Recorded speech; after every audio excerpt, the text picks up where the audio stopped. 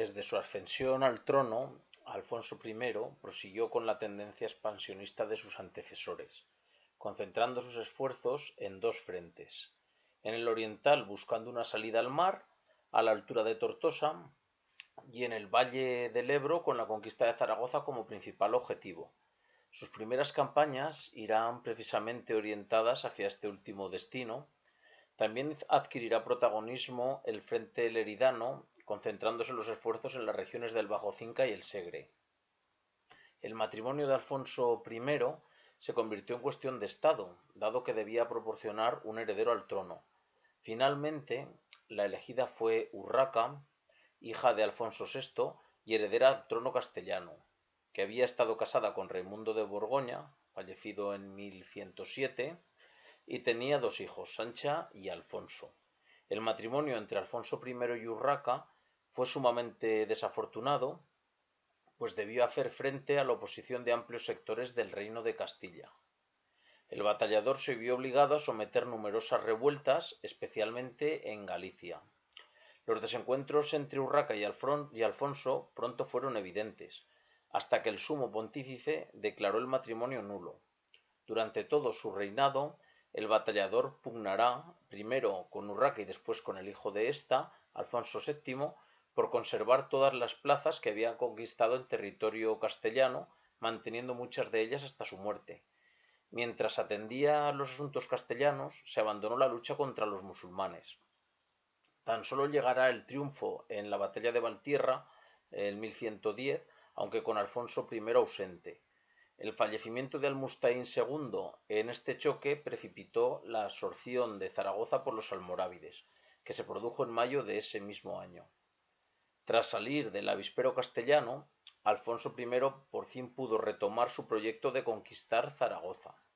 Con Huesca en manos aragonesas quedaban numerosas poblaciones andalusíes que protegían el camino a Zaragoza.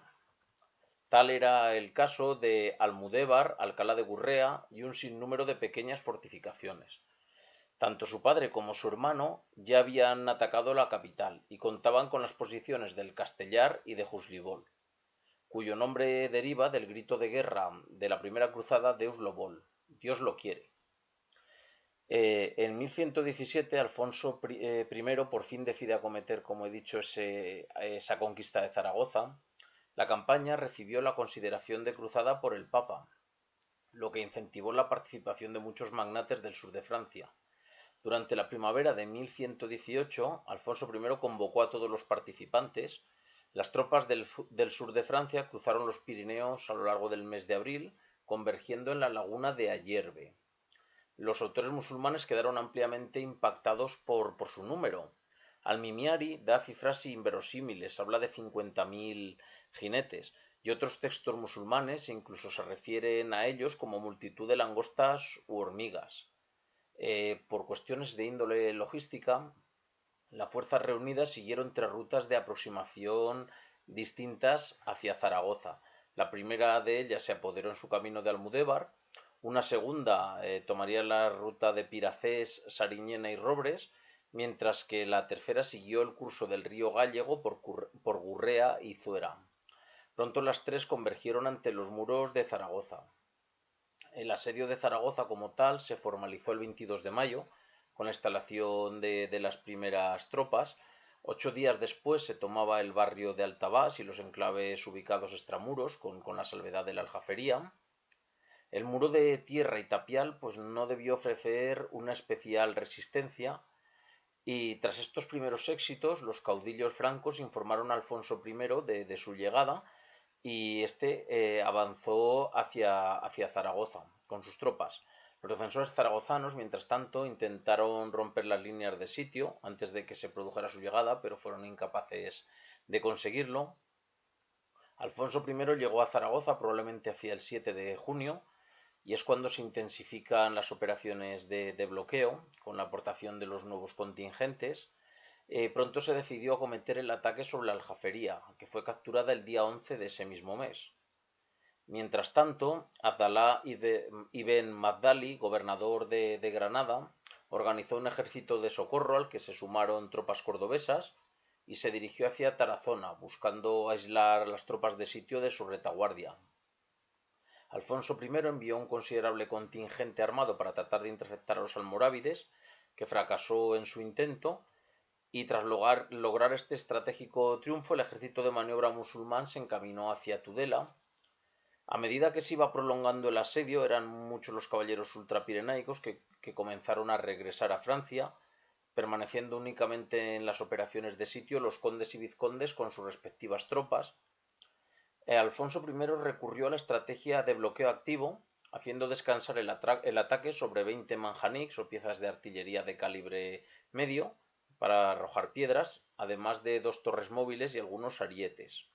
Gastón de Ver sería el artífice de todos estos ingenios y, sin embargo, a pesar de este despliegue de medios, fueron incapaces los sitiadores de facilitar la captura de la ciudad por la fuerza, por lo que el batallador no tuvo más remedio que recurrir a un prolongado bloqueo. En vista de que Alfonso I no se mostraba dispuesto a levantar el asedio, Magdali decidió socorrer Zaragoza tras dejar en Tudela las tropas cordobesas y los equipos pesados. Con las mejores unidades con que contaba, se encaminó hacia la plaza sitiada y gracias a su sorpresiva maniobra sí que consiguió romper el cerco y entrar dentro de la plaza durante la segunda quincena de septiembre. Si bien la presencia del recién legado pues elevó los ánimos de los sitiados en un primer momento, pronto las alegrías se acabaron. Para ellos, pues Magdali murió entre el 18 de octubre y el 16 de noviembre, lo que produjo una considerable merma en la moral de las tropas defensoras. Y con la llegada del otoño el hambre se empezó a hacer cada vez más acusado en ambos campos, pero especialmente dentro de la ciudad. La rendición de Zaragoza solo se produjo cuando sus habitantes dejaron de tener víveres con los que poder subsistir. El día 3 de diciembre, el cadí de Zaragoza escribió una carta a Tamim ibn Yusuf, al gobernador de Granada, informándole del perentorio de su situación.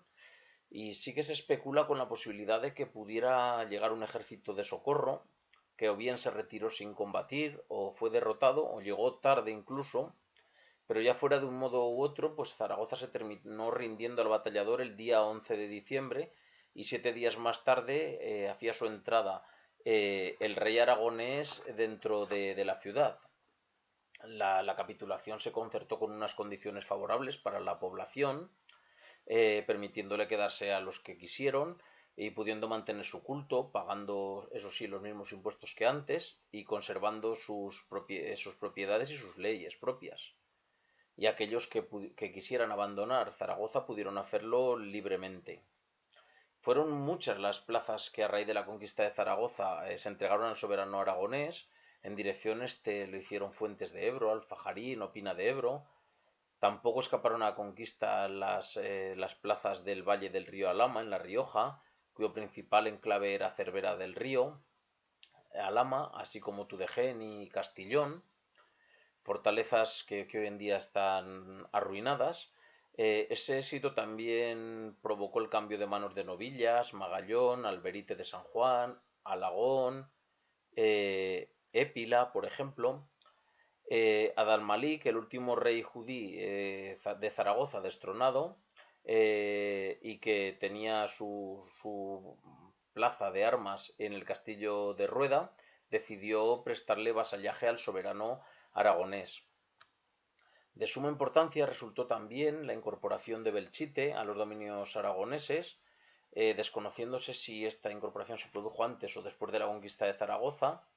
Pero las conquistas cristianas no se circunscribieron únicamente al entorno más inmediato de Zaragoza, sino que también pasaron a manos aragonesas pues diversos enclaves en las actuales provincias de Teruel y Castellón, por ejemplo, como la plaza de Alcalá de la Selva o Gúdar. En los meses inmediatamente posteriores a la conquista de Zaragoza, pasaron a manos aragonesas toda la dehesa del Moncayo, con plazas como Ágreda o Tarazona. También en esta misma campaña debieron pasar otros castillos como Murchante, Urzante, Cascante, Pedriz, Lor, Habilitas, Tulebras, Varillas y Monteagudo. Y ya fue durante la primavera del año 1120 cuando Alfonso I decidió abordar la conquista de la otra gran plaza que quedaba al sur en poder de los almorávides, y que era la plaza de Calatayud. Precisamente cuando Alfonso I se encontraba sitiando esa plaza, eh, durante el mes de junio de 1120, es cuando recibió las noticias de que se aproximaba el ejército almorávide, y levantando el asedio o dejando parte de las tropas para custodiar las obras de sitio, partió al encuentro de las tropas almorávides para tratar de interceptarlas, y el lugar elegido fue Cutanda, y la fecha el 17 de junio de 1120.